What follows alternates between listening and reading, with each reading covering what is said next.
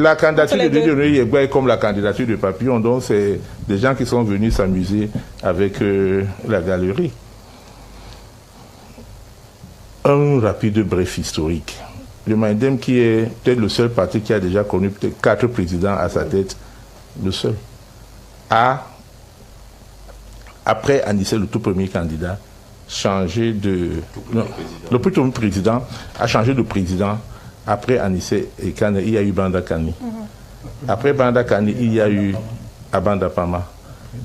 Après le décès, malheureusement, de Abanda, on a élu Yebga comme président du Manidem.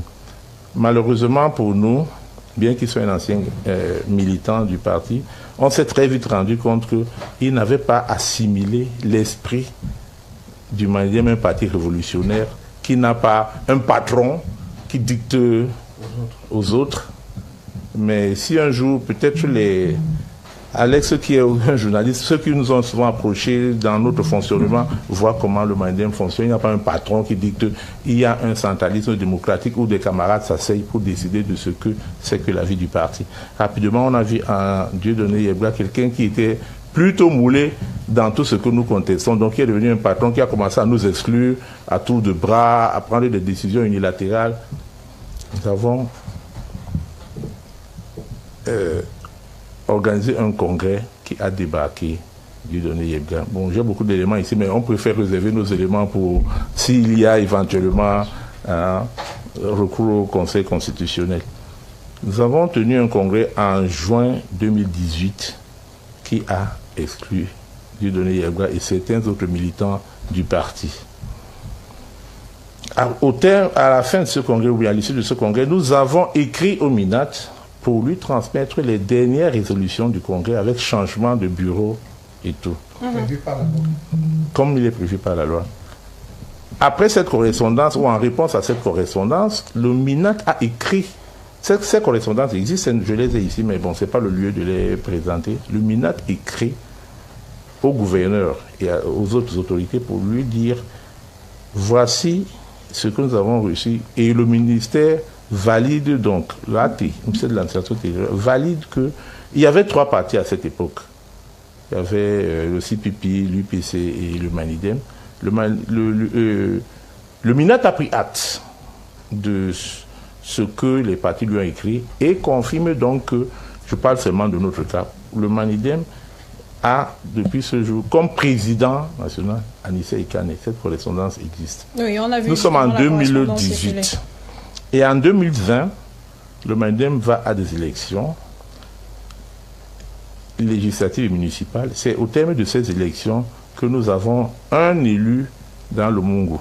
Depuis ce temps-là, on ne sait pas ce qu'est devenu Yebga. Paraît-il, il est rentré au village devenu chef traditionnel ou je ne sais plus quoi. Non, bon. Oh.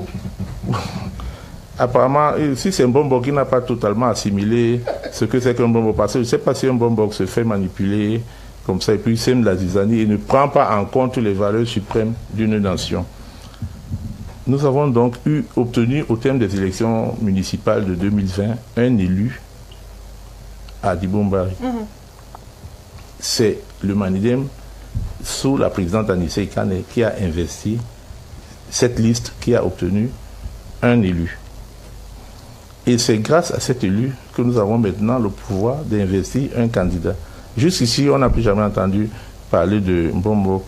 Je pense qu'il y avait même déjà oublié son visage, jusqu'à ce que je le vois apparaître à la télé hier dans la nuit. Mais comment oublier son visage? Pourtant, il a fait partie de... Et comme les fantômes marchent de la nuit, pour venir présenter une candidature comme président du Manidem. Bon, je crois qu'il faut ces explications pour le peuple, la population, et puis rassurer l'opinion que expliquer comme je l'ai fait là, c'est un épiphénomène. Vous comprenez pourquoi je classe cette candidature à la candidature comme celle de Papillon et tous les rigolos qu'on a vu défiler Je n'ai le terme n'est pas fort. Avant ces explications, Bédi Moko, vous disiez tout à l'heure que ce qui se passe dans le régime, hein, le régime, le pouvoir en place est derrière ce qui se passe dans certaines formations politiques qui enregistrent désormais 2, 3, 4 Parce que nous avons eu écho. Est-ce que le pouvoir est également derrière ce qui se passe dans le Mali? Nous avons eu écho de par nos investigations que le pouvoir ne doit pas être étranger